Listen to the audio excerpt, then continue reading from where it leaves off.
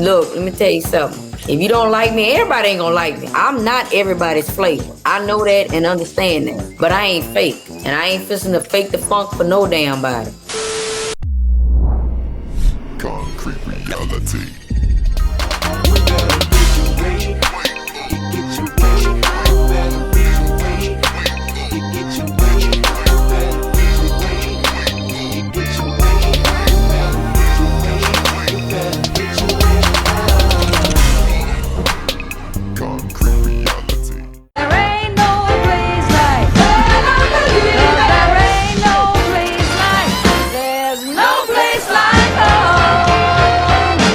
No place, child. Welcome to another episode of Concrete Reality TV, where we strive to know more and do more with what we know. This is our Family Ties edition, and we got our special guest, Aunt Maria, back in the house for part 2 from Louisiana to Texas. We got the co-host, Cool Cutter, in the house. What up, man? I'm good, man. Happy to be amongst family again. Let's make it happen. So last time we stopped off on episode 1 of From Louisiana to Texas. I think you were giving us a understanding about how you got the names for your kids. Yes. I told y'all about the Cora, right? And you got that from other mama, aka Cora Jackson. And then you mixed that in with his daddy, Deon, right, and came up with the Corey. There you go. And then Jalen, that was after your dad. A mixture of your dad's name? My dad initials. They called him JC. And then you came up with Jalen. Jalen Cantrell. And the Corey first name is Patrick. And that was after my mother. My mother's name is Patricia. Oh. I didn't want to leave anybody out. Yeah, you put everybody in them names. I try to put everybody in the name. Uniquely. So wait a second. So with your son, I think it is his birthday either today or yesterday. Today. Man, shout out to Corey, cuz happy birthday from Happy birthday. Shout out to the Virgos. You know we do. You know how we do. Aries Trump though, April the 4th. Y'all need damn astrology signs. I don't even keep up with it. All I know is they call me Aquarius. I don't know what that means, but hey, that's the sign they gave to my month in January. And technically, that ain't even your real sign, but that's, we got another episode for that. We're going to touch on that. We got the 2 kids now, and we hadn't got to the marriage per se. We got to the engagement at the steakhouse. And then from there, you guys moved in. No.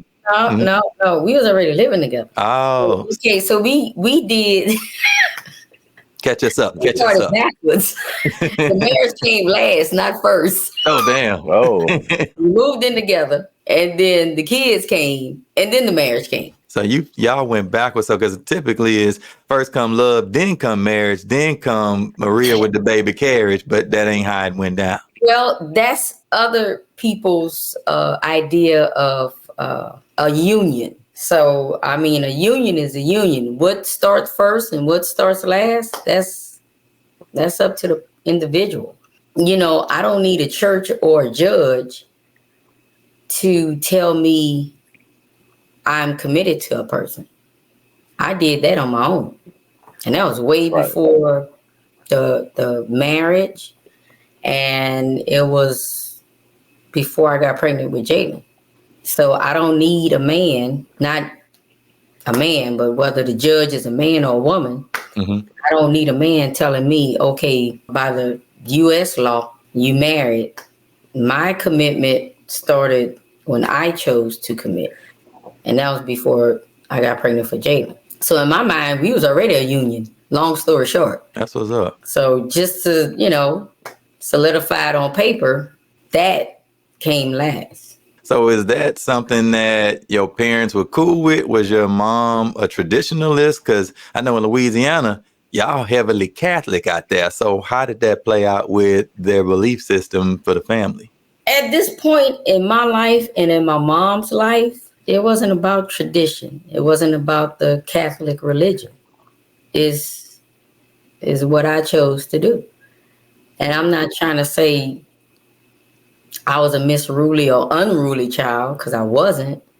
But at the same time, Maria gonna do what Maria gonna do. Okay. And again, your parents know you. I wasn't the type of person of dating this guy, dating that guy, whatever. So if I'm with a person, that's who I'm with. And I never lived with anybody other than Deon. So again, I knew in my head, this is the person I'm going to be committed to. Now, when we get around to putting that on paper, we just get around to putting it on paper whenever that happens. Just to confirm how this works. So y'all were already shacking up, as they call it. Yep, we was already shacking up. Y'all had the union that wasn't on paper just yet, but y'all... Other than the lease. Yeah, exactly. Contracted. It wasn't contracted through the U.S. just yet. Y'all didn't go to the courthouse or the judge and see We didn't go anybody to the officially. courthouse until, let me tell you something, Jalen is our firstborn. Decor is our second. We didn't go to the courthouse until I was pregnant for Decor. Did you want to have a large wedding? I was like any other female. You want the fairy tale wedding. But neither one of our pocketbooks had a fairy tale bank account. So that's not going to happen. Wasn't nobody fronting y'all the money. Y'all didn't have, We wasn't even looking whether somebody would or would not. We wasn't even looking for somebody to front us the money. Because one thing about us, we pretty much was grounded. We know what we can and cannot do. And we not fixing to go into debt just for the sake of having a wedding or a large wedding. So to make a long story short, we agreed, okay, baby number 2, you need to go ahead on and put it on paper. Go to Judge Al Green, as many black folks in Houston, Texas did. And we're going to make it do what it do. And that's what we did. Meet me at the courthouse in your white dress. We ain't getting no younger. We might as well do it. This is your first marriage. This is his second that I know marriage. Were you skeptical about getting into another marriage with him at that time? I wasn't skeptical because he told me, and I took him for his word. He told me what the situation was with that. And I took him for his word. Well, that was number 2. I'm going to tell you what number 1 was. They didn't have any kids together. Because one thing Maria not going to do is deal with nobody's baby mama. That's a deal breaker. Hell, we wouldn't even be dating if you had a baby mama. So you was not dealing with no man with no kids. I didn't have to because I didn't have kids. Right. And I've seen, whether it's friends, relatives, I've seen female friends and female relatives go through that whole baby mama drama, and I was not going to do that. But in other words, long story short, I'm not bringing bullshit to the table, so you can't bring bullshit to the table. Was there a specific adjustment that y'all had to do, being that y'all were officially married now? Or were y'all just like, okay, now that we, have this paperwork behind us, let's just, let's go according to plan. We were already on the right track. So let's just do what we were already doing. Or was there a different type of adjustment that y'all had to make? As far as my memory serves me, it was no adjustment after the initial marriage on paper. We was already living together, had Jalen, have Decor on the way. It's nothing to get adjusted to. Okay, so when did it get to the point to where we're an official, and I'm talking about even after the marriage, when did it get to the point to where we got to do something else? Something else like what? Moving to a new place, moving to, get a house, that type of, future planning in the next marriage. Step in life? The next step in the marriage, the next step in the family. Man, look, we were just trying to survive. What I mean by that is go to work, pay the bills on time, raising Jaden, and then we got another one on the way. That was our thought process day to day. Now, we knew eventually, we want to buy a house, but let's just, get us a good job, make some decent money so we could start saving money so we can get a house. So, like I said, after we literally got married that day, nothing changed. So with that being said, with the job thing, y'all started off, met and everything as security guards. Mhm. Did y'all split and start doing something else after that?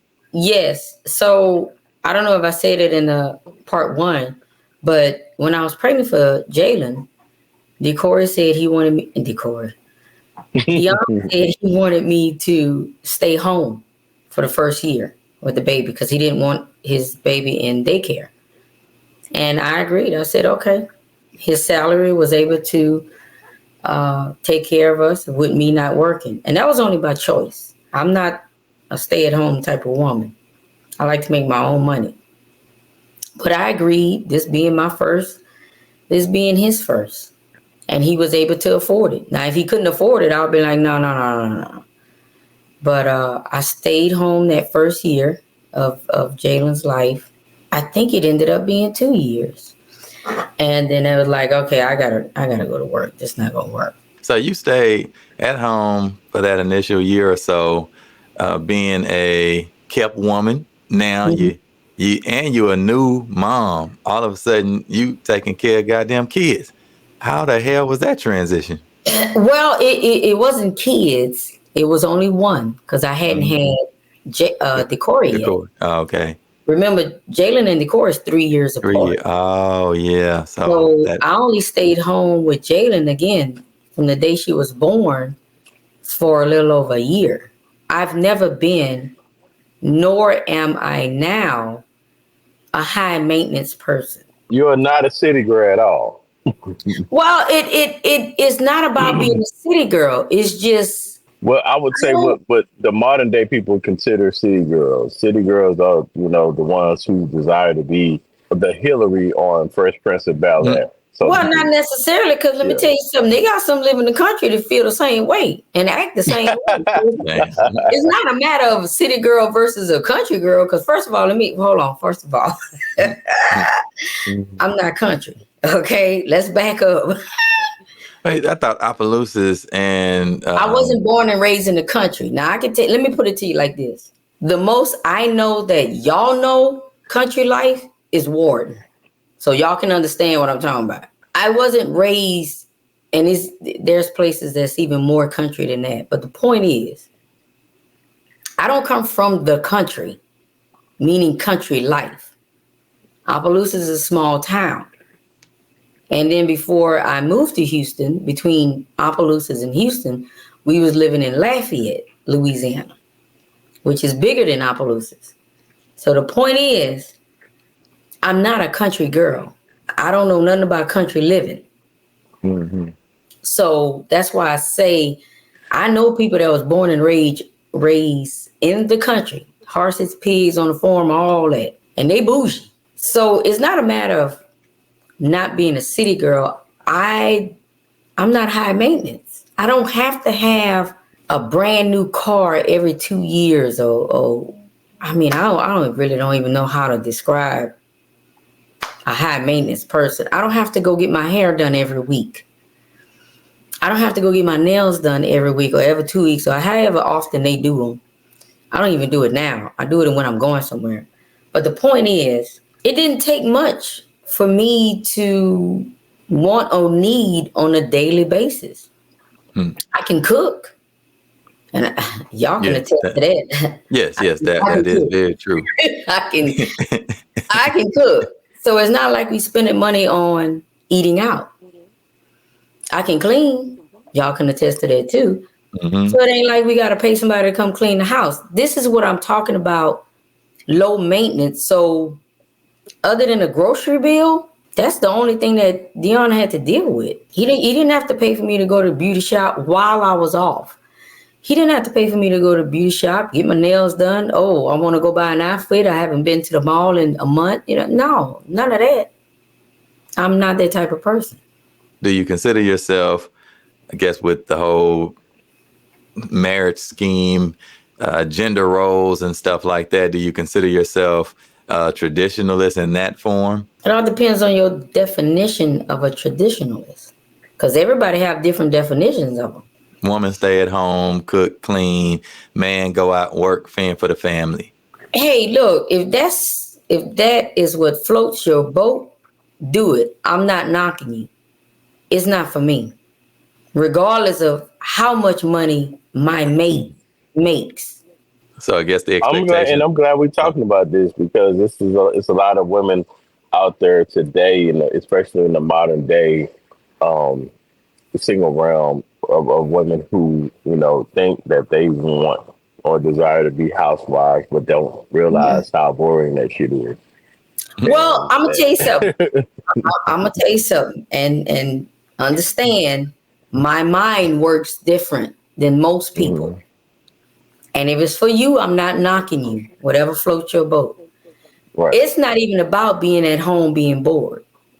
That has nothing to do with it in my mind. Now, this is for another show.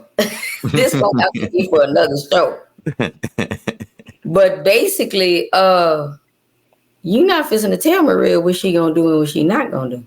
Because you bringing home the money. That's what you not gonna do. And that is a true statement. I pay the cost to be the boss. That is a true statement. So if I'm married and I'm a housewife, so to speak, and if my husband come back and say, this was gonna be done to the house, or my brother come and live with us, or whatever it is, I don't care what it is. How in the hell I'm gonna make any racket about that? Hell, he paying the bills. Now let's flip over to the other side of the coin. We both working. Now if I say your brother ain't come and stay here, goddamn it, I mean your brother ain't come and stay here. Or whoever it is. Your friend, who I don't give a damn who it is. And if we can't come to an agreement on that, I'm making my own goddamn money. I'll move out. So I guess what I'm saying is as long as I'm making my own money, I can make my own goddamn decisions too. Right. That's why I know I am not housewife material. Because as soon as you come up in here and tell me what's going to happen, and I can't say shit about it, or I can't do nothing about it, we going to have a problem. It's going to be a problem. It's going to be a problem. So because I know I am like that, before it get to that point, I need to be out here and making my own. I'm going to tell y'all where this mentality of mine come from. When I was small, and I don't even know how in the hell I had that thought process at the age that I had it. But I had to be, I don't know, 8 years old, I think. Me and my mom was at one of my uncle's house. His wife and my mom were talking, and she was a housewife. And I don't know, I guess my uncle was messing around. I don't know what the hell. And whatever was going on, she was fed up with it, tired with it, whatever. And I remember she was crying to my mom, and she was like, if he leave me, I don't know what I'll do. I don't know. And I'm giving it to you in a mild version. If y'all would have been a fly on the wall. Ever since seeing that, I don't know why I had this feeling of I would never be that type of woman. So I can't do it. No. Being trapped, because that's what you're saying, that situation of being trapped. Not only being trapped, but you helpless. And nothing's wrong with you. Physically, you're fine. Mentally, you should be fine. And okay, if he go get a job and provide for yourself. I don't know. That shit left a bad taste in my mouth ever since then. I don't know. We're going to fast forward a little bit to you're in this motherhood status, wife status. Is this a culture shock? How did you? No, it's not. It's not a culture shock because again, what I come from, I'm used to seeing it. I'm used to seeing how a woman is supposed to conduct herself as far as a wife and a mother. I know what it looks like. I've seen it day in and day out, whether it's a single mother or a married mother. I've seen it day in and day out. My best friend from Opelousas, who we still keep in contact, her mother and father lived right across the street from us. For years, I saw what a married couple with kids looked like. I had uncles that was married, raising their family. I know what it looks like. And one thing about, and I think I spoke about this on the first part, one thing about my best friend's parents across the street, they went out, but when they went out together. It was never the wife going here and the husband going there. No, they didn't play that. So I knew what that looked like. When they stepped out together as a couple, because that's what they were. Now, let me say this.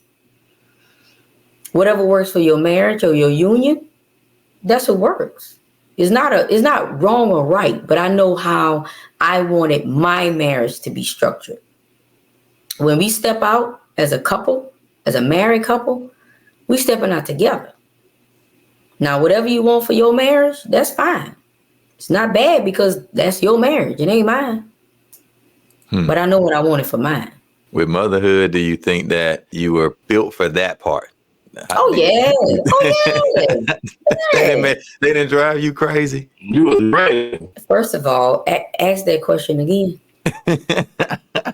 If they drove me, come on. I mean, I know the audience don't know me, but y'all know me. Did they drive me crazy?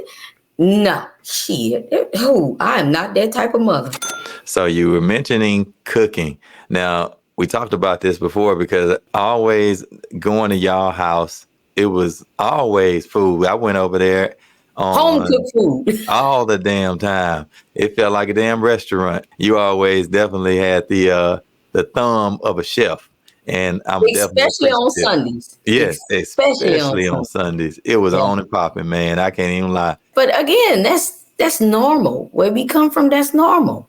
That's nothing out of the ordinary. That's shit. We cook. Everybody got to eat. You got to eat on a daily basis. Ain't nothing better than that, in my opinion, especially that New Orleans food, man. Whoa. No, I'm not from New Orleans. That's a whole different culture. Well, get me right. First of all, that food in New Orleans and the food from Central Louisiana, where I come from, is like night and day. So you can say Creole food, but don't say cooking New Orleans cooking. No. Don't do that. It's like Creole food, not Creole New Orleans.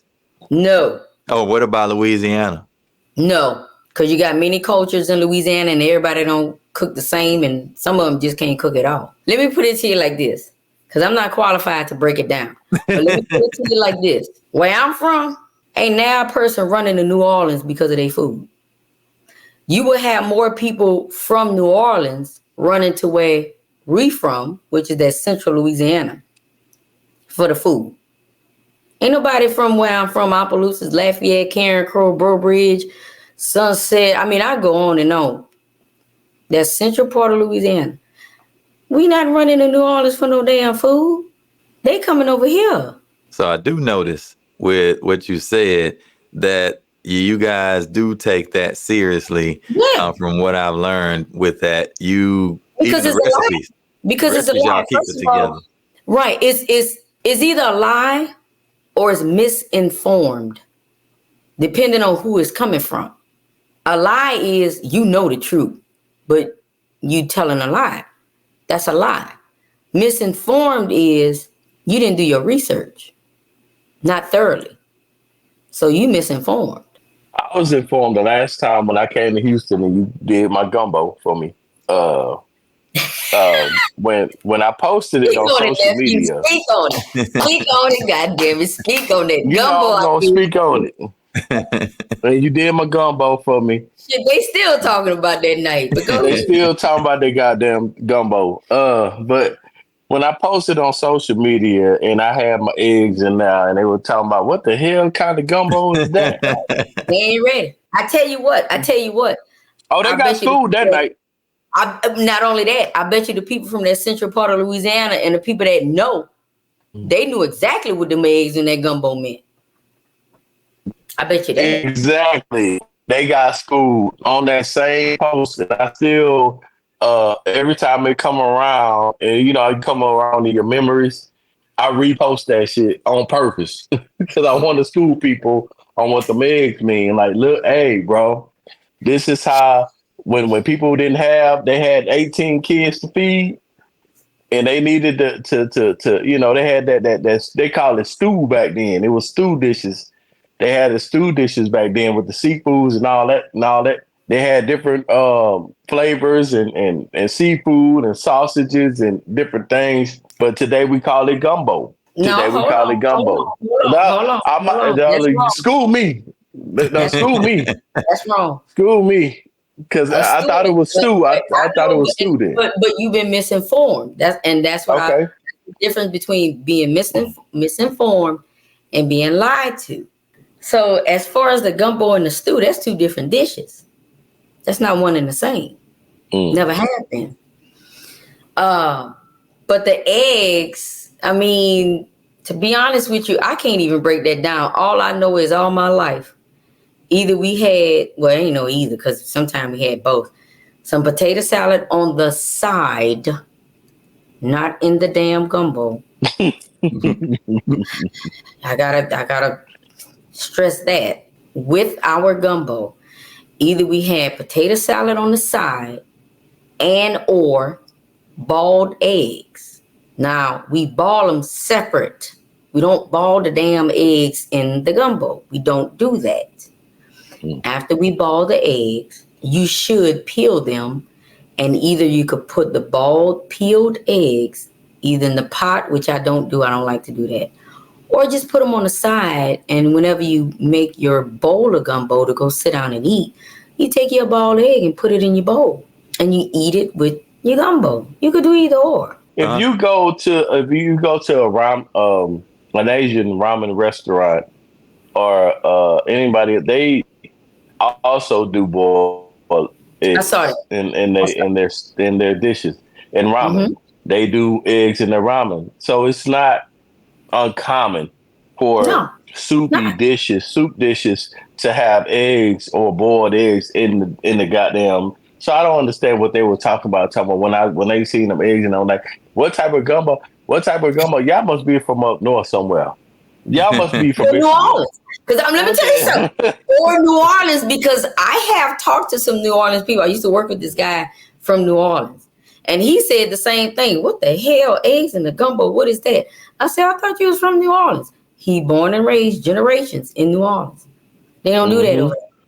They don't do that. Unless they from that central part of Louisiana and they know about it.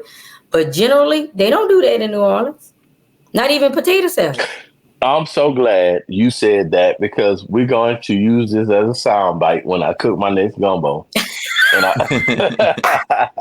I put my eggs on the side, and I'm going to use that as a soundbite for anybody who got something to say, because my gumbo, Auntie Efrem can testify.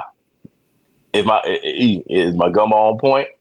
Yeah, it's nice. He makes I appreciate it. He makes a pretty good gumbo. That's coming from, come on, Chris. That's like asking somebody. That's like asking somebody in high school. That's you cold. Going to try to try out for the goddamn NFL. Talking about, hey, is my throwing on point? And it's a high school person. Really? All right. That's cold. All right. So hey, look.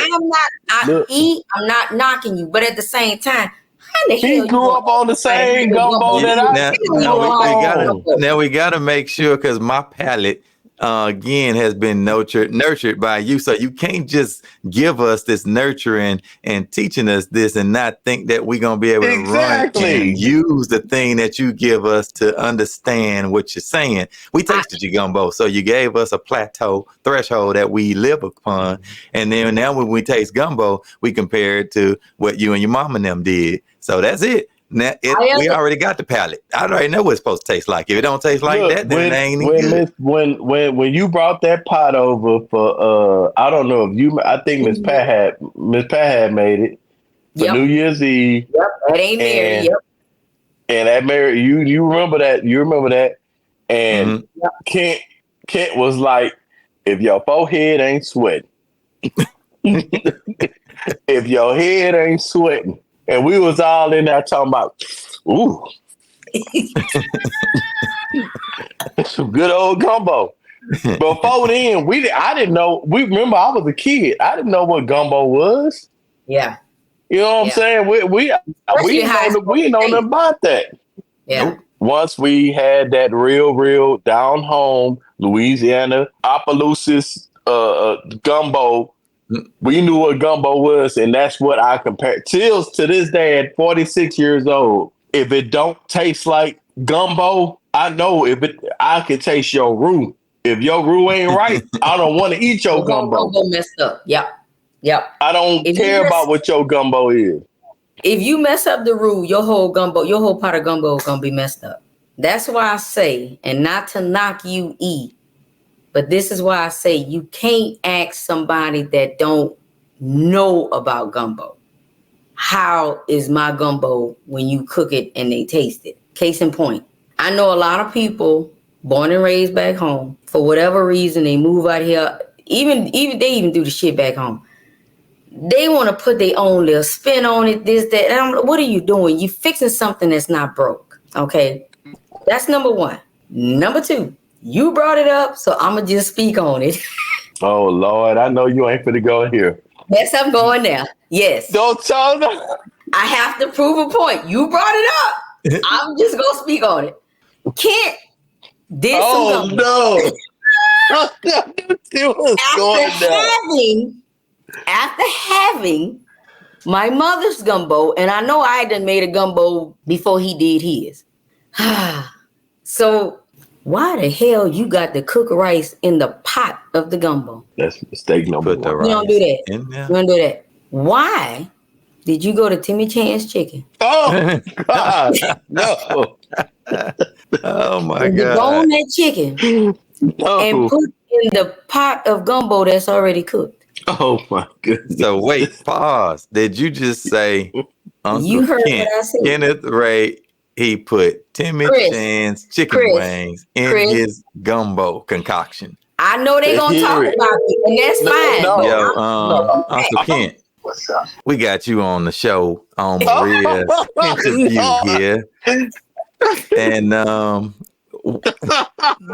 we got an issue coming in, man.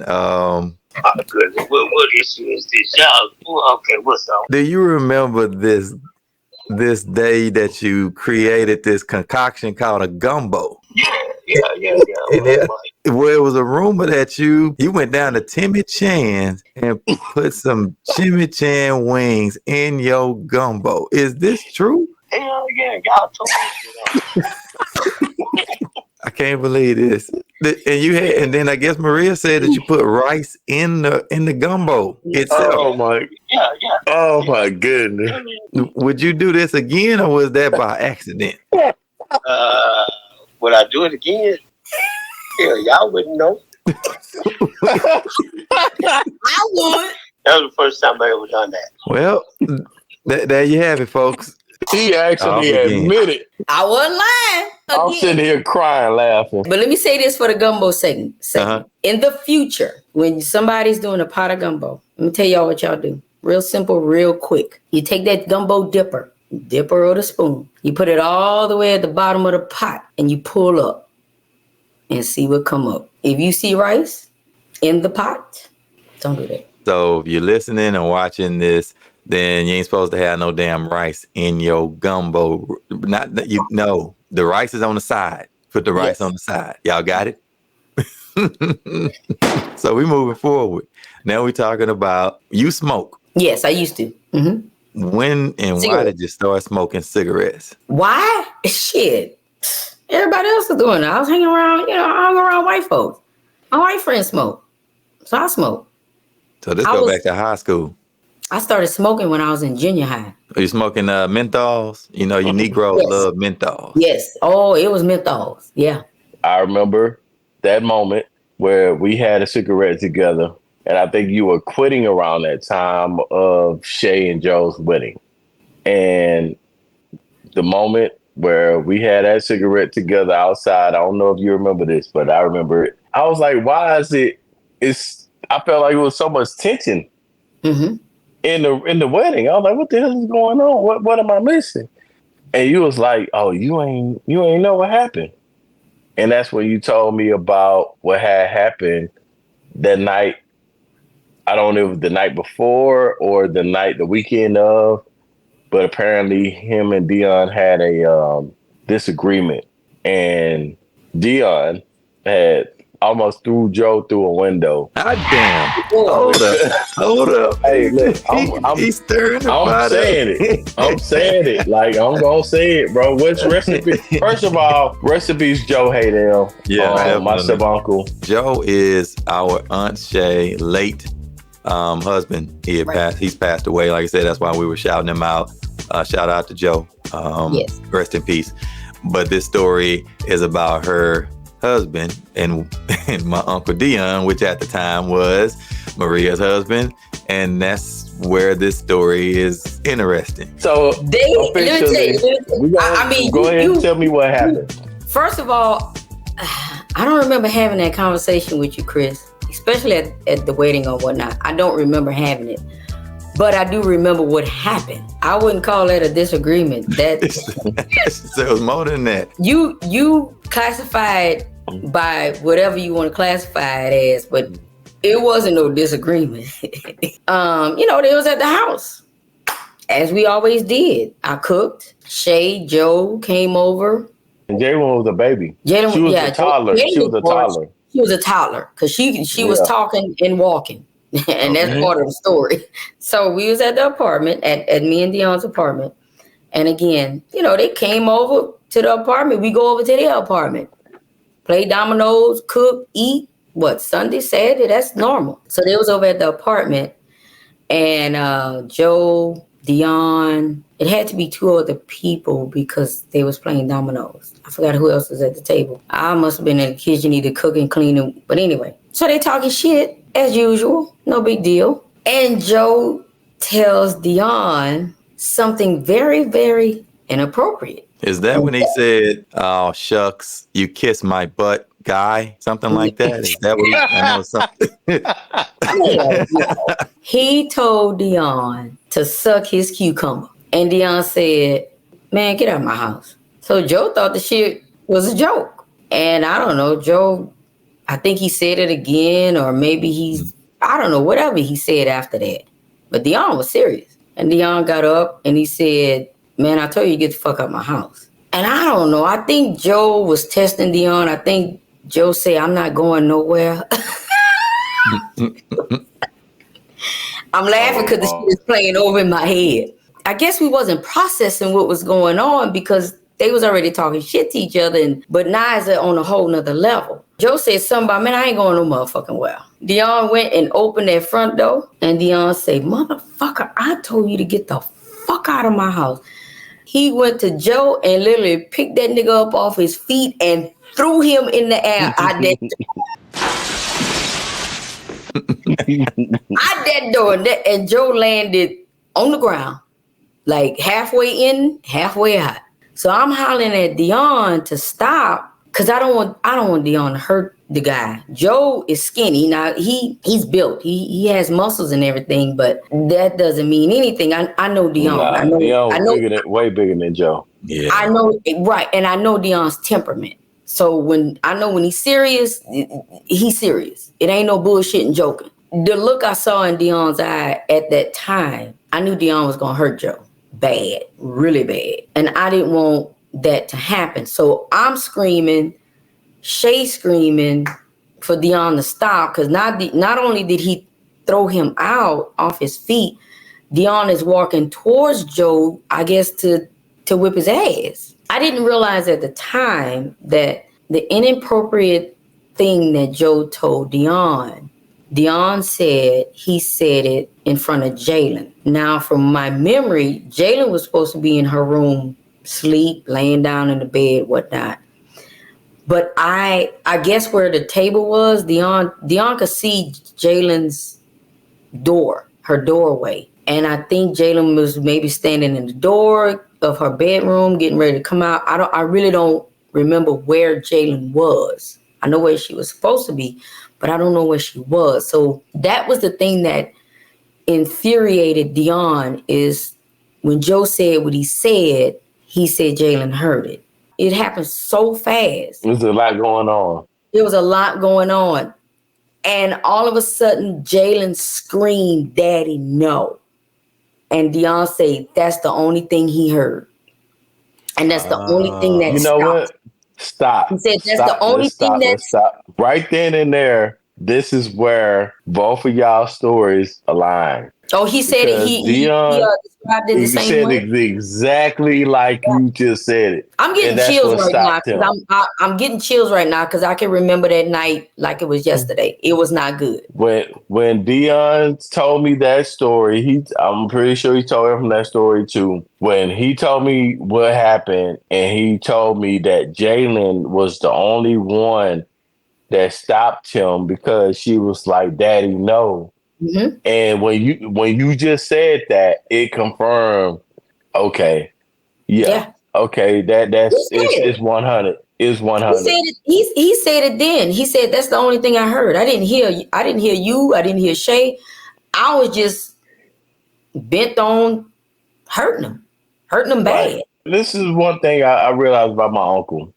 That nigga strong. Like Yeah, yeah. I didn't know until I tested him. You the little nephew. You gonna test your uncle like, oh, And your ass find out, but you, didn't you? Your ass yeah, I found found out. out. He slammed me and knocked the wind out my ass. Oh, Yeah, damn. And yeah, it was a test. At the end of the day, these are my uncles. Like these dudes are not no weak ass dudes. These dudes will beat your ass. You and Dior have been married for at this point before y'all got decided to get a. I'm sorry. Hold on. he glitching. My stand is fucking up. I'm glitching. Now you good You now. back now. Okay, cool. So upon co-parenting, you have two kids together. Uh-huh. In your opinion, what began the disconnect in your marriage? You know, when you do something for so long, the shit get old. And Mm. it gets old real fast. It's not a secret. It's Deon is very insecure. Always have been. Since the day I met him. So we was married for 10 years, but we lived together 5 years prior to actually get married. So let's just say 15 years together, being together. Um, and it was always the insecurity. The insecurity, the shit gets old. I've been accused of, oh Lord, what I ain't been accused of. Let me see, I'm gonna try to start from the beginning as far back as I can remember. So I have a very, very good friend of mine who's a guy. And we more like brothers and sisters. Okay.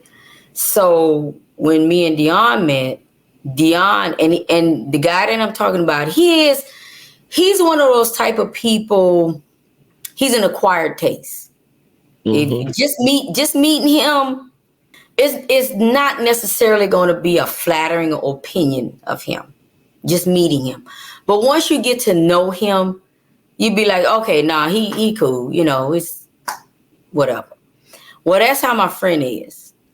And the first time, and again, and I say this for a reason, our relationship isn't as close as it used to be because I disconnected. Disconnected because I want to make sure Deon ain't had nothing to worry about. Anyway, the first time Deon met him, we was all at Carrington's because we used to go shoot pool a lot. Like me, my sister, my friend, some of Stacy co-workers, my cousin.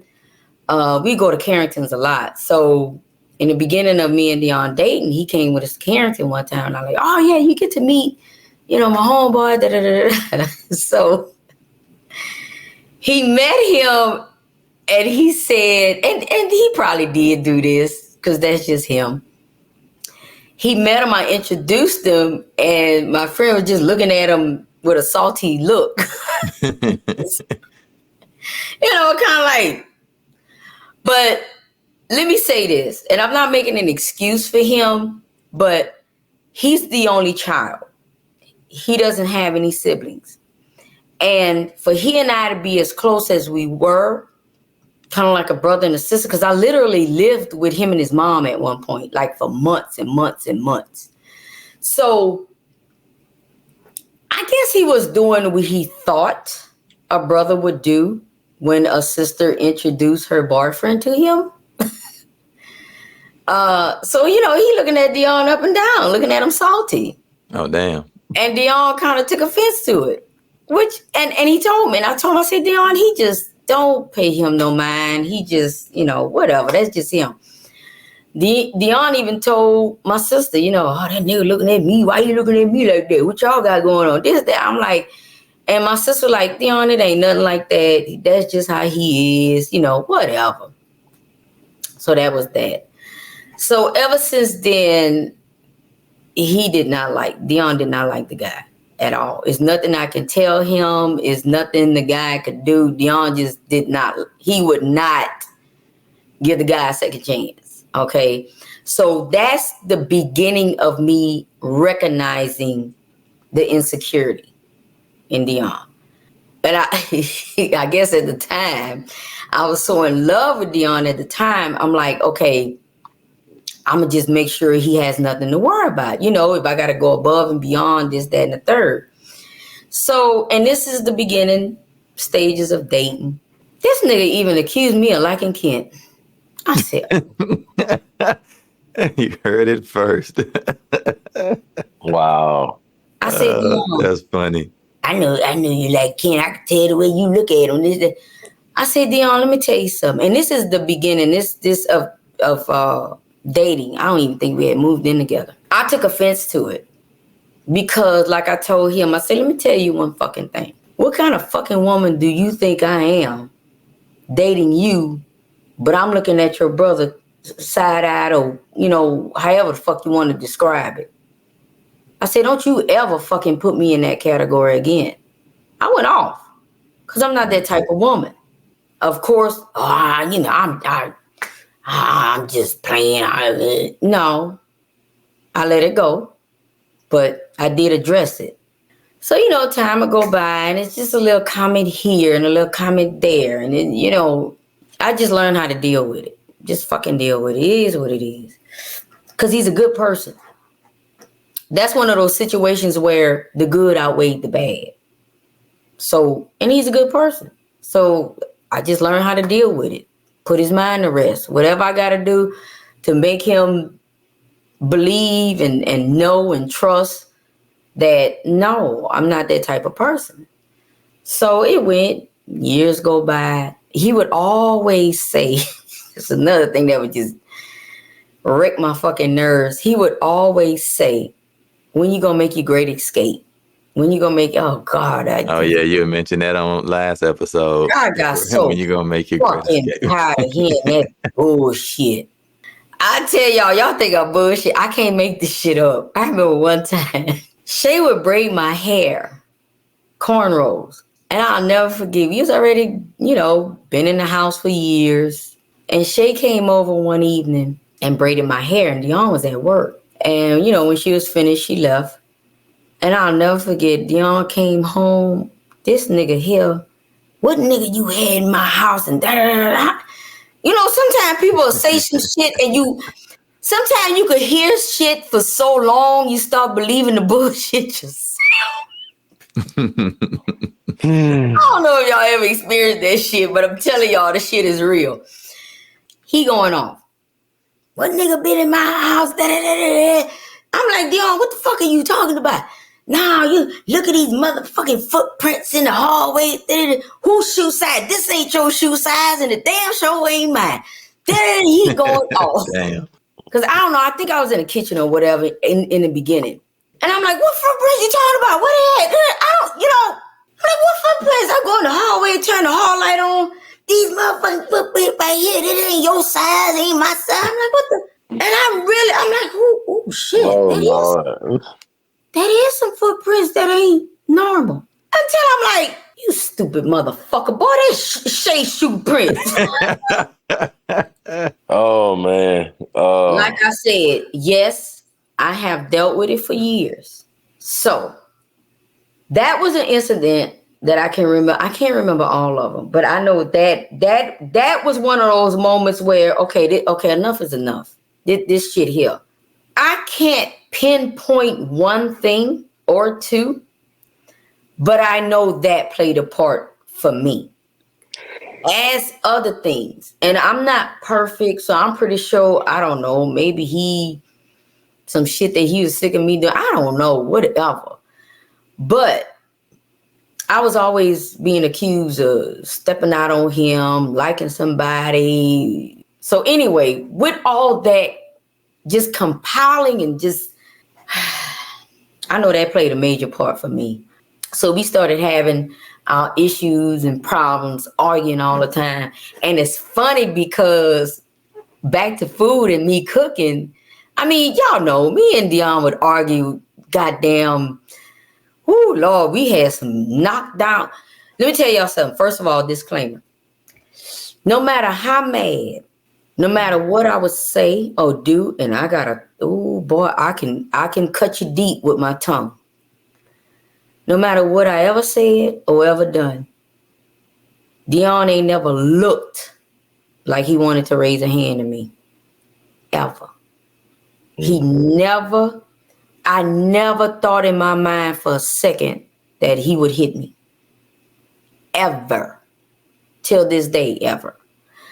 So with that being said, we would get into some knockdown, drag out arguments, baby. I could go round and round with the best of them. Y'all already know my mouth. Yeah, that Creole mouth. Yeah, we know. So, we would argue, but every time we would argue, here's the funny part. Every time we would argue, it wasn't even a full 24 hours. We laughing, bullshit, whatever. We over it.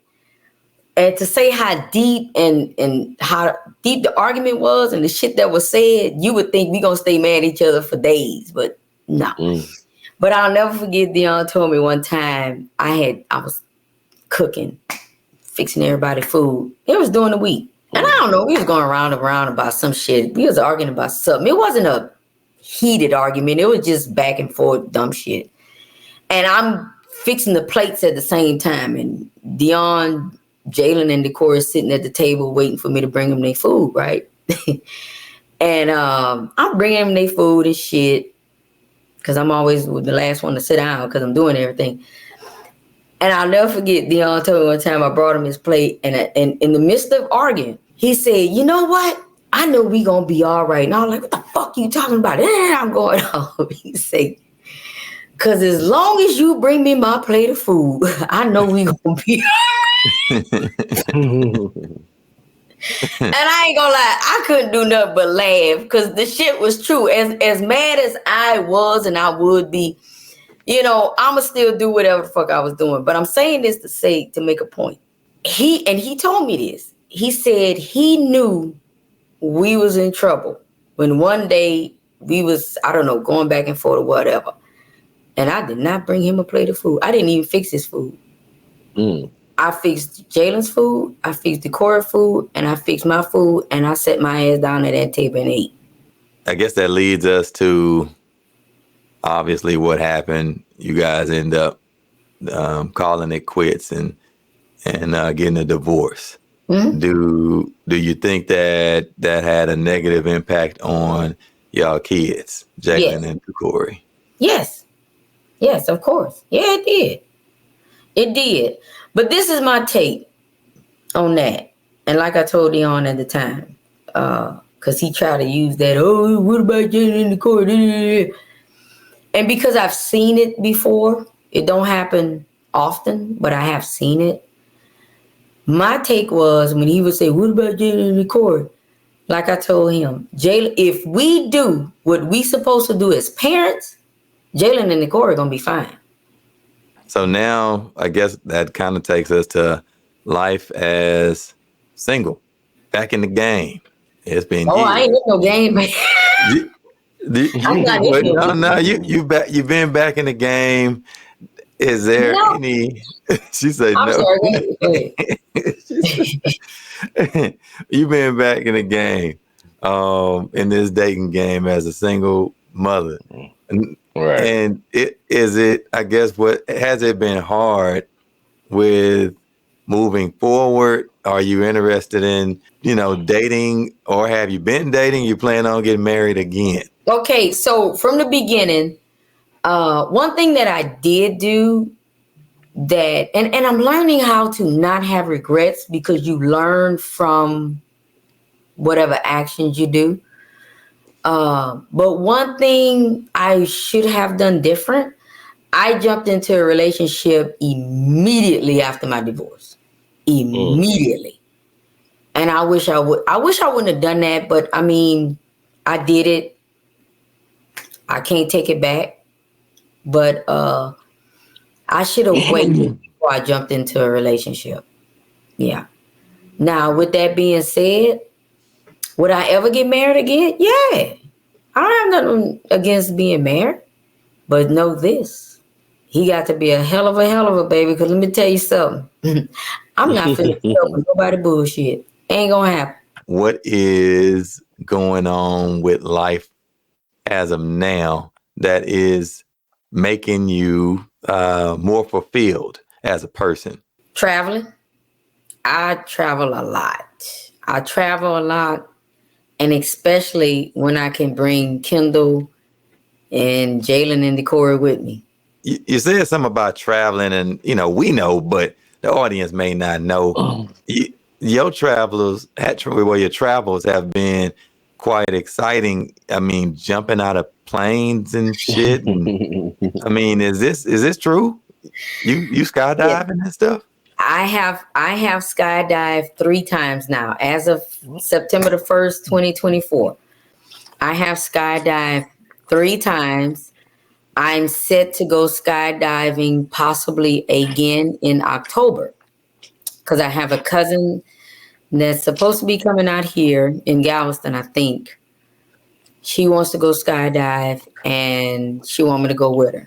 So if that happens, that will be skydive number 4 for me. My first 2 was in Hawaii. My third one was in Galveston. What made you take the jump? I've been wanting to do it. I've been wanting to skydive since I was junior high school. So the fear. So I'm learning throughout our conversations, and I'm sure Cutter is doing the same thing. He's picking up on this. You don't let your fear control your actions. Well, it's different levels of fear. No, I don't, but it all depends on what the fear is. Because I think certain things that I did fear is why I did not do them. Like going to the military. I wanted to go to the military out of high school. But at the last minute, I had a fear that I wouldn't be able to do what I wanted to go in there to do. And that was fly jets. I wanted to go fly jets. Hell, I wanted to be a singer. That was my 3 things that I always wanted. Either a singer, an actress, or fly jets. My fear of not being successful in singing kept me from trying. So yeah, fear, it all depends on what you fear. Certain levels of fear. Yeah. Now here's the crazy shit. I had a fear of not being successful as a singer, and that kept me from pursuing it. But I didn't have a fear of jumping out of a fucking plane, and I did it. Yeah, that is crazy. So chew on that. Well, you're older now, though. I think as we get older, our understanding of ourselves and then life changes, because you realize, hey, number one, you realize what fear is, and then you realize the things that we typically attribute our fear to is not warranted. You'd be like, man, why was I scared to do that as a child or teenager or whatever the circumstance? And then you realize that as an adult, you be like, dang, I'm not going to let this happen again. And it's like you'll tell yourself, I'm going to do it, even in spite of whatever the level of fear is. I'm going to do it. And it ain't like that's what you figured out. You're right, because, you are absolutely right. You hit the nail on the head. Because then in my younger days, I had a fear of not being a successful singer. But today, I will jump on the mic in front of a crowd and don't give a damn if I hit the note wrong, don't hit the note, the crowd boo me. I wouldn't give a It is damn. what I it would is. I would jump on that mic right now Yeah. and sing. And wouldn't give a damn what anybody think. This journey that we've been on with you from beginning to end is been a pleasure. I've learned a lot, and it's been fun because you are entertaining and you're not guarded. You'll give the truth as well as you can, and it makes the conversations even better. So I know on my part, I'm really appreciative that you were able to open up and come on and give us your story. I'm the same way. Transparency is big on Country Reality TV, and we love the fact that my auntie, even though you're married into the family, to me you consider blood because you are part of me, and especially Efrem of our childhood, strong part of our childhood. So you helped raise us in a sense. So you're gonna forever be my aunt. You know what I mean? Because I saw you growing up. You taught us a lot. You showed us a lot, and we're just happy to have you share your story, share your experiences. And I appreciate you being on our platform to be able to do that. I'm gonna give you your flowers. I appreciate you. Love Well, you. thank you. But I'll say this, I enjoyed the chat. I'm honored to have been asked to participate. Y'all will always be my nephews and my nieces, and my in-laws, sister-in-law, brother-in-law. Me and Deon got divorced. I didn't. Hell, I wasn't married to the family, so I didn't divorce the family. How about that? Exactly. Right. But Definitely. my kids is y'all blood relative, so we do share a relationship, and because the relationship is as an aunt and y'all as nephews, I'll always be Aunt Maria. And y'all know the same person I've been way back when y'all was young. I'm pretty much the same person now. I don't give a shit. I'm gonna tell you what I think. I ain't saying I'm perfect. If I did something or said something that was out of line, let me know. We'll talk about it and we're gonna move on. You are exactly who you are. We love who you are.